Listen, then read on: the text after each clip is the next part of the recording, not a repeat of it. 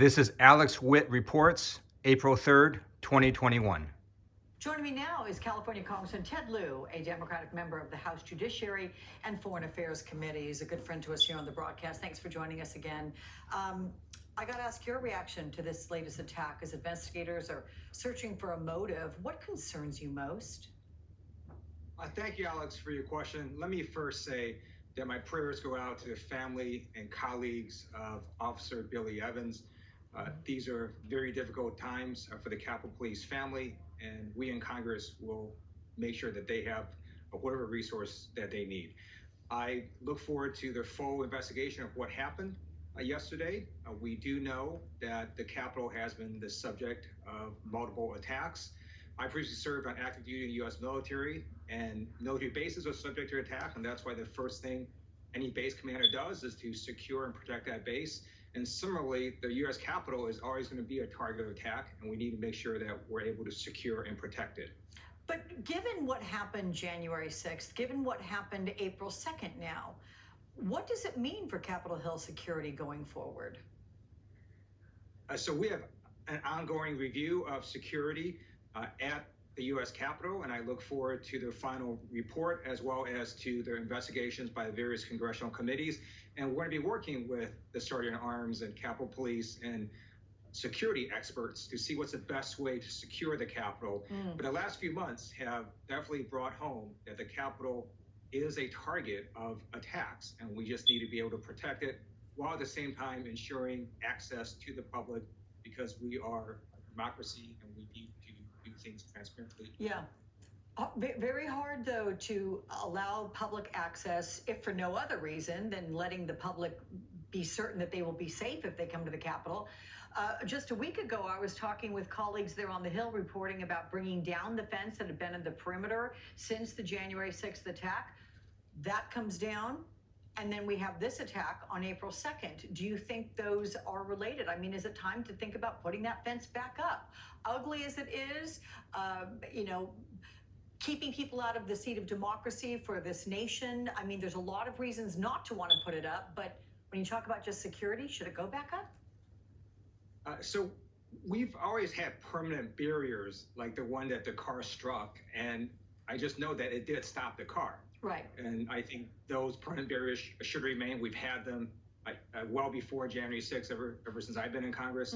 In terms of the fence, I'm not sure that would have changed very much because the car just could have struck officers and hit them into the fence as well. So in terms of the overall security layout, I think we're going to have to rely on the experts and see what U.S. Capitol Police and Sergeant at Arms and other experts believe how we should secure the Capitol. Yeah, well, God forbid we have another attack like this. Let's hope we don't. But let's talk right now, sir, about your Republican colleague, Matt Gaetz, because there are some growing questions about his future, because we're learning about a Justice Department investigation that focuses on cash payments given to women recruited for sex.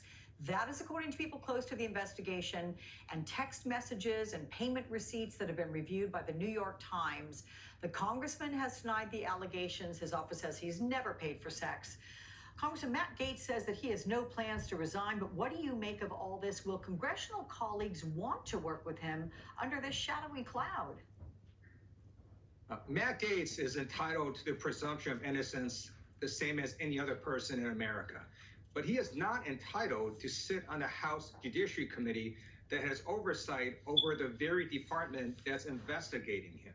He needs to resign from the House Judiciary Committee, or Kevin McCarthy, the Republican leader, needs to remove him immediately. This is a clear conflict of interest.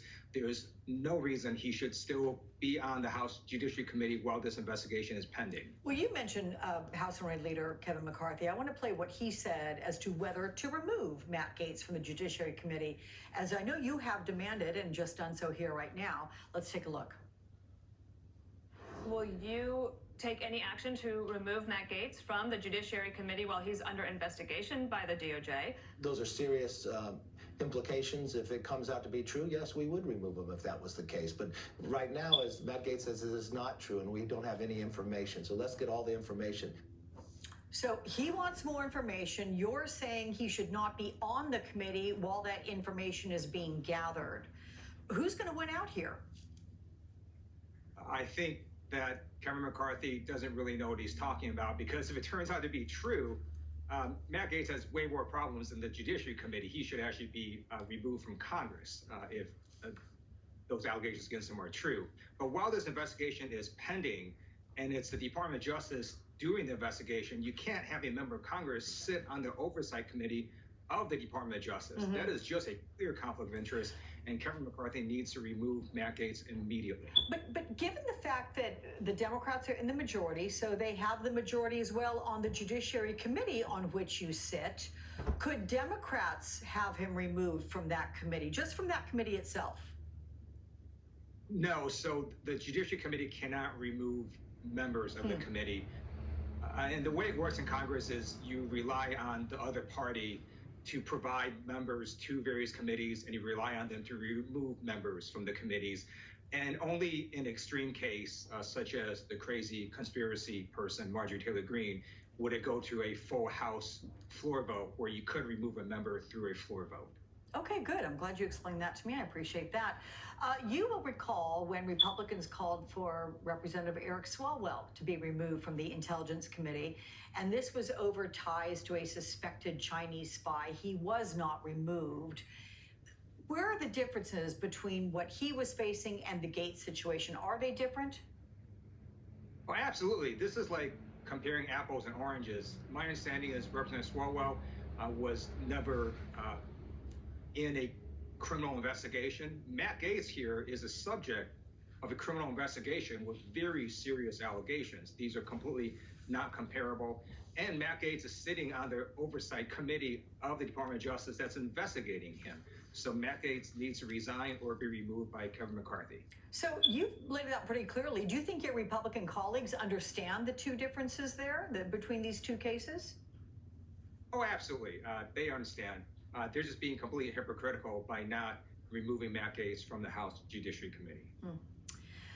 Let's switch gears here and talk about a sensitive topic, that being the rise in Asian American attacks in this country. You're well aware of the horrific attack this week in New York City. It was caught on video. We're going to show that here. A 65-year-old Asian woman being knocked to the ground, beaten, kicked as her attacker was making anti-Asian statements.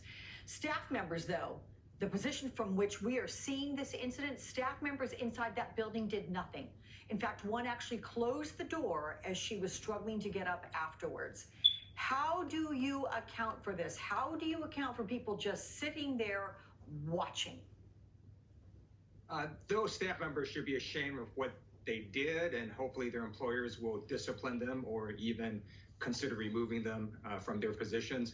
At the same time, we do see not just this incident, but a huge number of incidents against the Asian American community.